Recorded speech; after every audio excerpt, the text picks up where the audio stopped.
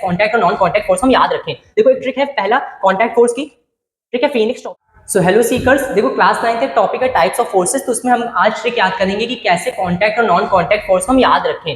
देखो एक ट्रिक है, पहला कॉन्टैक्ट फोर्स की ट्रिक है फीनिक्स टॉफीज। देखो फीनिक्स तो अगर तुम हिंदी में लिखो ना तो ऐसे लिखो तो ज्यादा बेटर है, क्योंकि ये कॉन्टैक्ट फोर्स का ट्रिक है। फीनिक्स का मतलब फ्रिक्शनल फोर्स, नी मतलब नॉर्मल रिएक्शन फोर्स, का मतलब कोलिजन फोर्स, टॉफीज के टी मतलब टेंशन फोर्स और एस मतलब स्प्रिंग फोर्स। मतलब ये सारे एग्जांपल, ये पांचों एग्जांपल किसके हैं? कॉन्टैक्ट फोर्स के हैं। और एक चीज याद रखना, टेंशन फोर्स हमेशा किस में लगती है? स्ट्रिंग में लगती है। अब आजा नॉन कॉन्टैक्ट फोर्स में।